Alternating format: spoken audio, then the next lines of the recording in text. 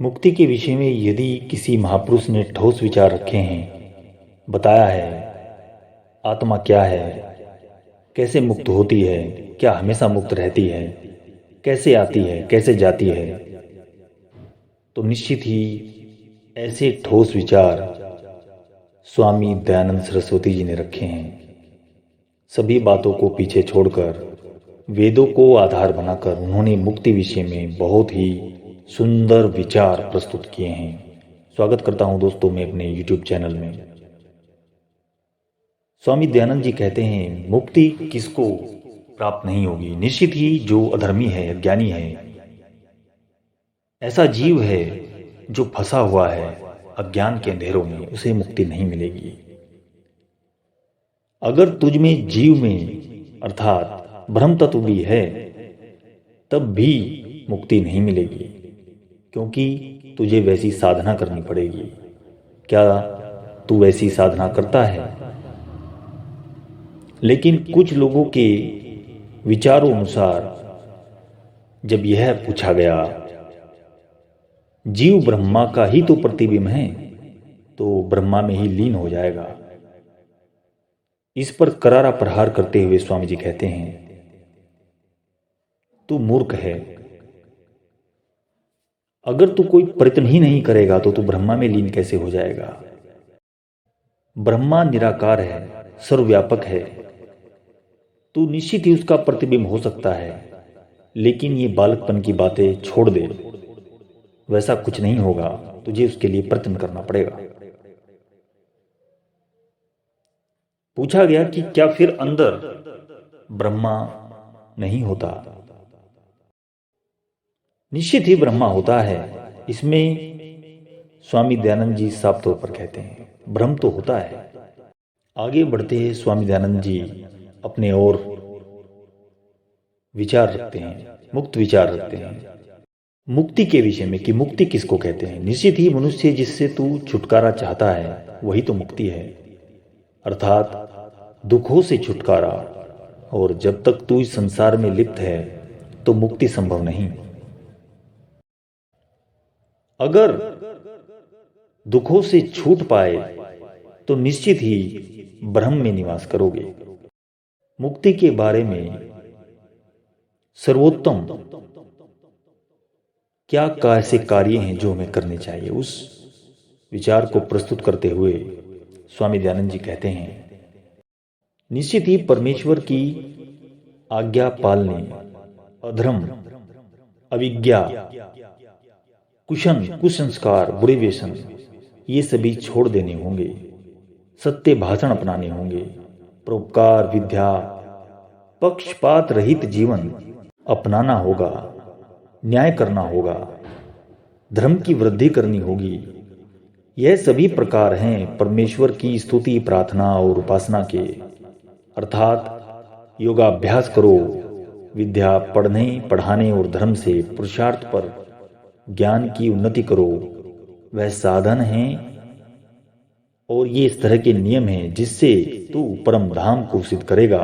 हे मनुष्य, ये सब वे कार्य हैं जिससे तू बंधन मुक्त हो जाएगा और इसके पश्चात निश्चय ही तू ब्रह्मा में विलय होगा। ये बात आने पर स्वामी दयानंद जी इस चीज को मुखर होकर के बहुत ही सुंदर शब्दों में व्याख्या करते हैं। मुक्ति और विलय का मतलब तू ये कतई मत समझ कि तू पूर्णतया उस पर ब्रह्म में विलीन हो जाएगा। नहीं, तू विद्यमान रहेगा, तेरा अपना एक अस्तित्व भी रहेगा। और तू ऐसा भी मत समझ कि तू ब्रह्मा में स्थित हो गया तो तू स्वतंत्र नहीं रहेगा। नहीं, बस तू परमानंद को महसूस करेगा। जो पर ब्रह्म सर्वत्र पूर्ण है। हे मनुष्य, ऐसा मत समझना कि तू एक तरह से कैद हो जाएगा और किसी भी तरह के परमानंद को अनुभव नहीं कर पाएगा। तू स्वतंत्र विचरण कर पाएगा। निश्चित ही तेरा स्थूल शरीर नहीं रहेगा, लेकिन तेरे गुण विद्यमान रहेंगे। कुछ लोगों के मत के अनुसार स्थूल शरीर का ना होना तो सुख की प्राप्ति कैसे होगी। ये ऐसा विचार आने पर स्वामी दयानंद जी उसको व्याख्या करते हैं। उस जीव के सत्य स्वाभाविक गुण विद्यमान रहते हैं, वह उसमें विद्यमान रहेंगे। निश्चित ही भौतिक शरीर ना हो तो ना हो, वह परमानंद का परम सुख अनुभव करता रहेगा।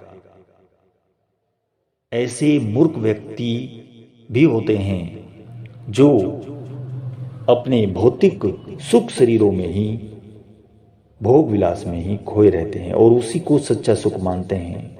निश्चित ही ऐसे परम योगी तपस्वी ऐसा नहीं समझते और वो ये अनुभव कर लेते हैं। मोक्ष में भौतिक शरीर व इंद्रियों के जो भोग हैं वह साथ नहीं रहते हैं, लेकिन हे मनुष्य, उसके स्वाभाविक सद्गुण रहते हैं जो परमानंद का अनुभव करते हैं। आगे बढ़ते हुए स्वामी दयानंद सरस्वती जी किसी जीव की मुक्त शक्ति के बारे में, स्वतंत्र शक्तियां कितने तरह की होती हैं, इस बारे में अपने विचार रखते हैं। निश्चय ही मुख्य रूप से 24 प्रकार की शक्तियां बताई हैं।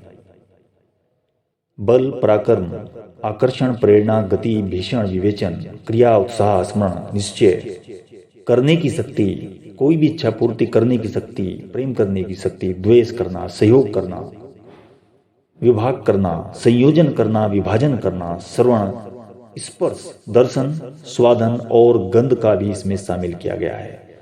यह ज्ञान लगभग 24 प्रकार के सामर्थ्य युक्त जीव में पाए गए हैं जो मुक्ति धाम को प्राप्त होते हैं। इस तरह से अलग अलग प्रकार की शक्तियां जीवों में पाई गई हैं जो परम धाम को गए हैं। तो ऐसा कदापि मत समझना कि जीव का नाश हो गया है, बस विलय हो गया है, उसका अपना एक अस्तित्व रहता है।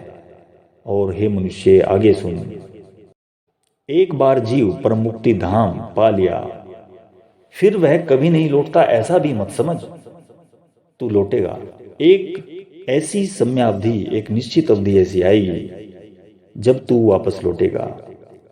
निश्चित ही यह अवधि बहुत बड़ी होती है, इसका भी अपना एक गणित होता है। ब्रह्म आनंद में जो परमानंद का अनुभव है, उस अनुभव को लेने के बाद तू लौटेगा। इसकी संख्या इस प्रकार है: 43,20,000 वर्षों की एक चतुर्युगी, 2 सहस्त्र चतुर्युगियों का एक अहोरात्र, ऐसे 30 अहोरात्रों का एक महीना, ऐसी 12 महीनों का एक वर्ष। हे मनुष्य, ऐसी 7 वर्षों का प्रांत काल होता है। लगभग ये इस तरह से इसका गणित जोड़ा गया है। इसको गणित से नीतिगत तरीके से समझा जा सकता है। मनुष्य, तू यह समझ ले, कोई भी जीव अनंत सुख में नहीं रह सकता। किसी भी कार्य की एक निश्चित फल अवधि होती है। बड़े बड़े ऋषि, विद्वान, महर्षि, तपस्वी वापस धरती पर आते रहे हैं, अर्थात मुक्त जो भी धरती पर भले ही एक महान महापुरुष के वेश में आए, पर आएंगे जरूर। एक समय अवधि के बाद जीव लौटता जरूर है।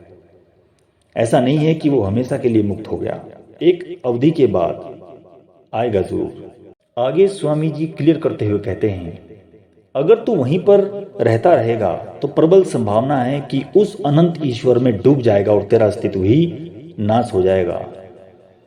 तो एक समय के बाद परमपिता तुझे भेजेंगे जरूर।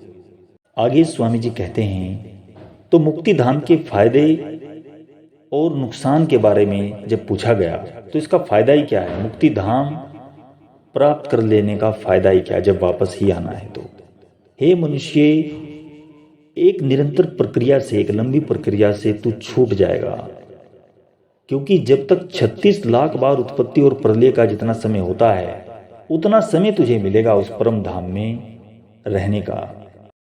तो हे मनुष्य, तू ये मत भूल कि इतना बड़ा परमानंद अगर छोटी साधना से मिलता है तो उसमें क्या बुराई है। आगे स्वामी जी बहुत ही सुंदर शब्दों में व्याख्यान करते हुए कहते हैं, मुक्ति विषय के सच्चे साधन क्या हैं, इस पर चर्चा करेंगे हम दोस्तों अगली वीडियो में, क्योंकि वीडियो लंबा होता जाएगा। अगले पार्ट के रूप में अगली वीडियो आएगी, आप देखना ज़रूर। आशा करता हूँ वीडियो आपको पसंद आई होगी। मैं अपनी वाणी को विराम देता हूँ। Thank you. Love you.